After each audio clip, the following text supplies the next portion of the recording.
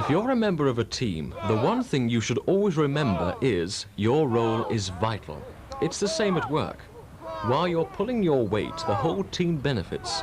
But if just one person steps out of line, then the whole side is let down. But this video isn't about absenteeism or lack of effort.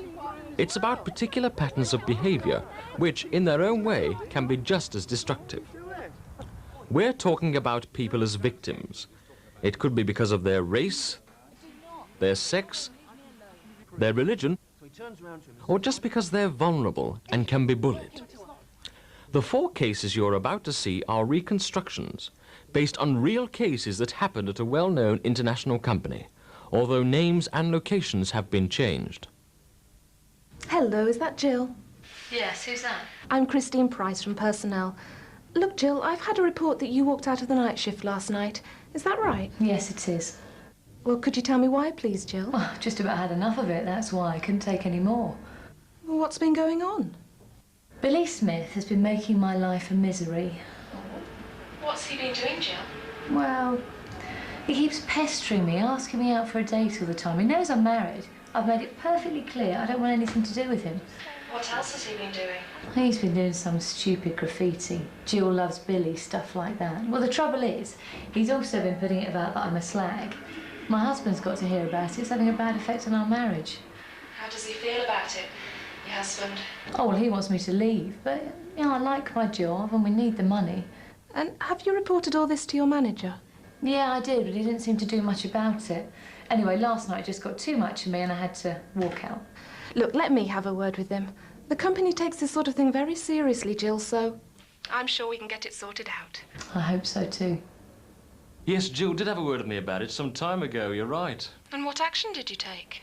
Well, I knew something was going on, but it didn't seem to amount to very much. Anyway, you've got to expect some fun and banter in the warehouse. And even if there had been anything serious in it, I still reckon I did a lot more evidence before I could do anything about it. You do know you should have put Jill in touch with the contact officer, don't you? Yes, but as she hadn't said anything more about it, I thought it was sorting itself out. Oi, Lester, you know them drugs gangs we was talking about yesterday? You were, man. You were. I don't know any of them guys. Go on, you must do. All you blackies stick close together. I tell you, I don't know any pushers. I don't do drugs, nor hash or anything. I'm not even interested in cricket. You keep on about it all the time. It's you, not me. Go on, you tell me. I used to get it every day. He'd go on and on about it all the time. Did I know any drug gangs? What effects the drugs have? How many friends did I have in Brixton?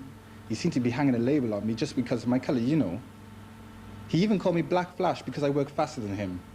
In the end, I just had to see somebody about it. Tried to clear the air, know what I mean? Why were you talking to Lester like that? Don't you like him? Yeah, I like him. He's a good bloke.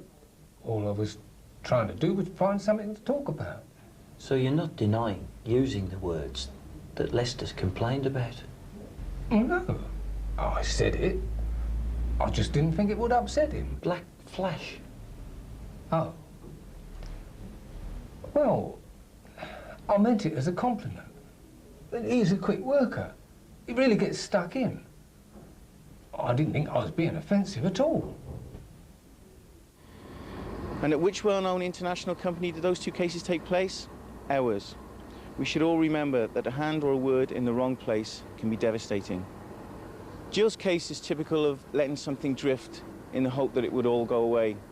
As soon as Jill had made the complaint, she should have been put in touch with a contact officer who would have investigated her case.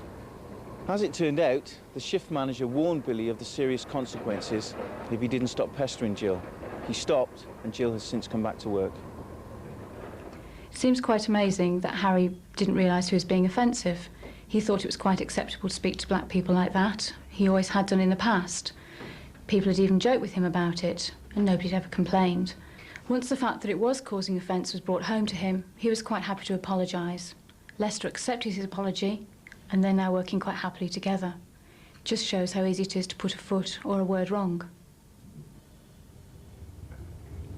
Although it's very important that you understand the company business case on equal opportunity policy, as we've just discussed, there are very powerful reasons why you, as individuals, need to follow this policy.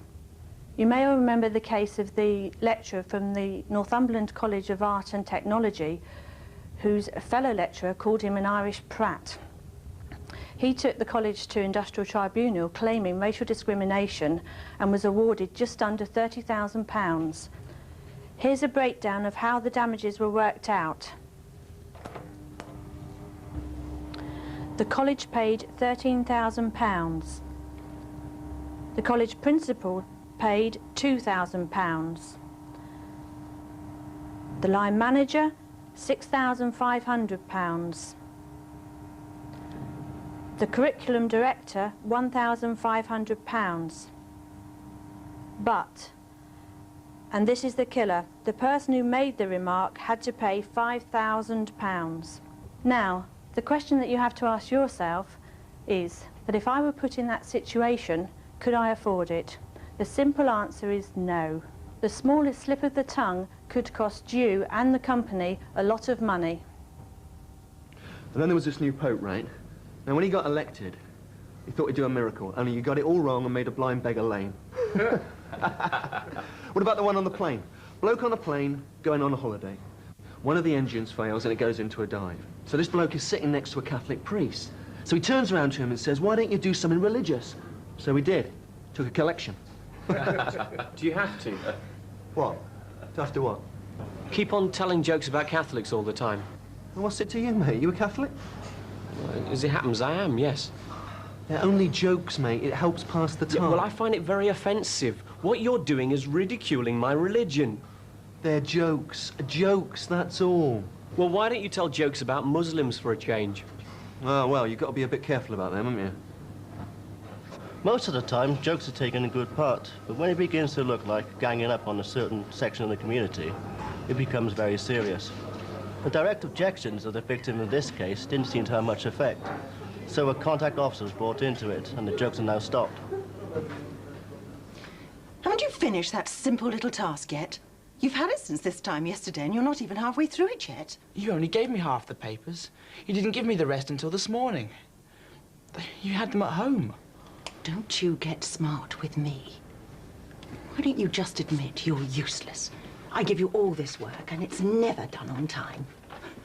When I was young, we really knew how to work. It's not fair. You always give me more than the others. That's why I can't... How dare you speak to me like that? You'll never amount to anything in this company. I'll see to that. It was like that all the time. She was always getting on at me, calling me names, telling me off, shouting at me. I did work hard. It was just she gave me so much all the time. The others in the office got away with murder. I always got it in the neck. I suppose she just didn't like me. Anyway, I rang the helpline and talked to them about it. And they put me in touch with one of the contact officers. In this case, it's not unknown for younger members of staff to clash with older employees. But that's no reason not to take any action. Luckily, he had the good sense to ring the helpline. And as a result of the following investigation, with his agreement, a position was found for him in another office. The lady in question received some counselling about her management style. Teamwork through people will enable Excel Logistics to create a better, more comfortable working environment in which people can give of their best. It will enable staff to maximise their performance in an atmosphere free from any form of discrimination. I believe that Teamwork Through People will enable Excel Logistics to attract the very best people and as a result improve the company's business performance. Some of our major customers are already using similar policies. For example, Tesco have a program called Dignity at Work. Teamwork Through People is company policy and has the full support of all senior management within the organisation. While it's the responsibility of all managers to implement the policy, contact officers are available to assist staff and managers to resolve problems as they arise.